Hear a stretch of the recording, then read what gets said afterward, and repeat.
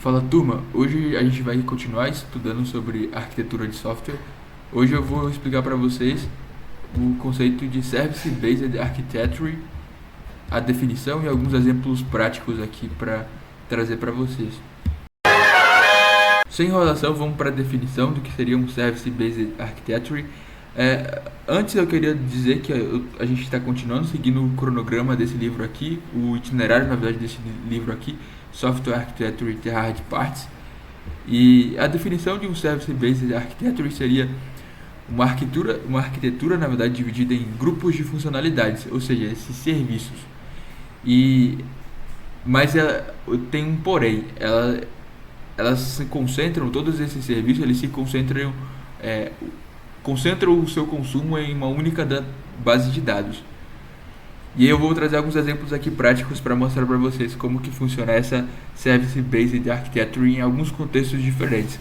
Mas o caso de uso mais comum dela é durante a reestruturação de um monolito, porque ela é uma arquitetura mais híbrida, então a gente pode utilizar ela para poder fazer essa transição entre uma arquitetura mais focada, mais concentrada em uma estrutura gigante, enorme, e iniciar esse processo de quebra, de pulverização em partes menores.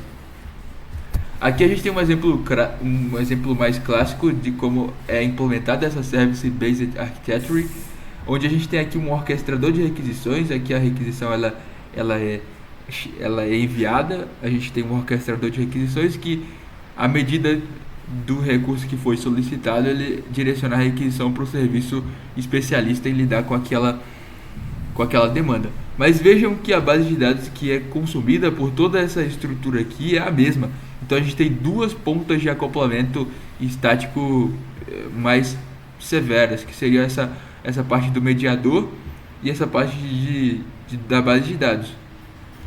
Um segundo exemplo de uma arquitetura baseada em serviços, a Service Based Architecture, seria um Event Driven Architecture, onde a gente tem vários serviços. Perceba que o acoplamento estático deles podem não ser exatamente na base de dados, mas no final das contas eles acessam a mesma base de dados, porque eles têm um acoplamento estático em outros serviços, mas esses outros serviços eles são também acoplados em outros serviços, e no final das contas eles consomem os dados de uma fonte comum. Então, mesmo sendo essa Event Driven Architecture, a gente tem uma mesma fonte de consumo, a gente tem uma mesma fonte de dados, o que classifica essa arquitetura como essa Service Based Architecture. Perceba também que tudo isso aqui é apenas um quantum, a gente não consegue dividir isso em várias partes deployáveis, já que a gente tem sempre uma base comum que impede que a gente consiga pulverizar isso de fato em partes isoladas e deployáveis. Então é um grande limitador. Como eu falei para vocês, isso aí é uma grande estratégia caso você faça uma análise e você precise de optar por manter ou conservar aquela base de dados de uma forma seja mais viável você conservar aquela base de dados do jeito que está. Então é uma opção de transição. E o último exemplo já é numa arquitetura um pouco mais pulverizada, onde a gente tem dois quantums diferentes, então formando um conjunto arquitetural, uma quanta, que é esse mesmo Event Driven Architecture, onde tem essa cadeia de dependências. Mas percebam que existem duas bases diferentes aqui nessa estrutura. E perceba também que essa comunicação existem serviços de um quantum que comunicam com os serviços de outro quantum. Essa comunicação, como vocês podem ver com esse pontilhado diferente, ela é assíncrona. Apenas ocorre assíncrona essa comunicação interquantum dentro dessa estrutura de essa quanta como um todo.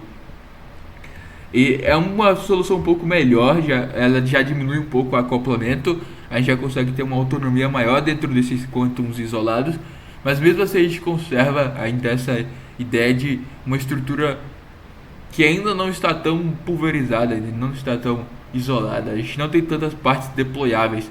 Aqui a gente tem um grande blocão que consome uma base de dados e um bloco mais isolado que consome uma base de dados específica na verdade. Mas por hoje foi esse o conteúdo que eu queria transmitir.